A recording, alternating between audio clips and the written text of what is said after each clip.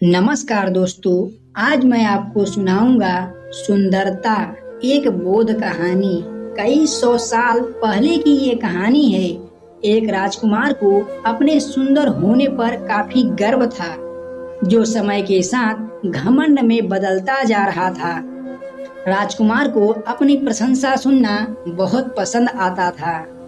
अक्सर वो अपने नौकरों और सिपाहियों प्रधानों से अपनी सुंदरता के बारे में पूछता और बदले में सब उसकी तारीफ और प्रशंसा करते थे। एक बार राजकुमार ने दूसरे राज्य से उसके राज्य में आए प्रवासियों से पूछा कि क्या उन्होंने किसी और राज्य में मुझसे ज्यादा सुंदर पुरुष कहीं देखा है। यह प्रवासी इस बात को भली भांति जानते थे कि राजकुमार को अपनी प्रशंसा सुनना कितना अच्छा लगता है। हालांकि राजकुमार सच में देखने में सुंदर थे, लेकिन इन प्रवासियों ने उन्हें खुश करने के लिए उनकी कुछ ज्यादा ही प्रशंसा कर दी।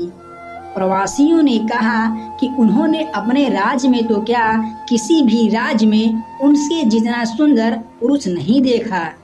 वह तो यहाँ तक कह गए कि शायद वे भगवान जितना सुंदर हैं। राजकुमार अपनी इतनी ज्यादा प्रशंसा सुनकर खुश हो गया और अब वो हर प्रवासी से अपनी तारीफ सुनना चाहता था। एक बार उसके राज्य में एक साधु आया। राजकुमार ने उसे भी अपने दरबार में बुलाया और वही सवाल पूछा कि क्या उन्होंने राजकुमार से ज्यादा सुंदर पुरुष कहीं देखा है। साधु ने राजकुमार से कहा कि हाँ, मैंने आज सुबह ही तुमसे ज्यादा सुंदर पुरुष देखा है। सभी साधु की बात सुनकर हैरान थे। राजकुमार ने साधु से पूछा, कौन है वो पुरुष। साधु ने कहा, सुबह मैंने आपको देखा था, तब आप अब वर्तमान से ज्यादा सुंदर थे। साधु की बात सुनकर सभी दंग थे। राजकुमार ने अपने सेवकों से पूछा कि क्या वो अभी सुबह से कम सुंदर नजर आ रहा है।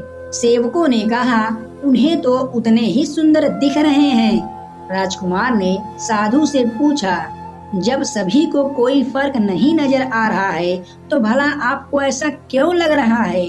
साधु ने राजकुमार से कहा कि ये बात आपके नौकर ही तो करते हैं, इसलिए इन्हें आप में कोई कमी नहीं दिखेगी और मैं ये साबित कर सकता हूँ। साधु ने एक कटोरी में पानी मंगवाया और राजकुमार के कुछ सेवकों को दिखाया और उन्हें बाहर जाने के लिए कहा। फिर साधु ने उस पानी में कटोरे से एक चम्मच पानी निकाला और फेंक दिया। उन सेवकों को वापस अंदर बुलाया गया और साधु ने उनसे पूछा कि क्या उन्हें इस कटोरे में कोई कमी नजर आ रही है। सभी सेवकों ने ठीक से निरीक्षण किया और बोले कि उन्हें उस कटोरे में कोई कमी नजर नहीं आ रही है। इस प्रयोग ने राजकुमार की आंखें खोल दी। राजकुमार को ये समझ में आ गया कि उस वस्तु का वह आदी हो चुका था, उस वस्तु के नशे में फंस चुका था जो हर दिन कम होती जा रही है, यानी कि नाशवंत है।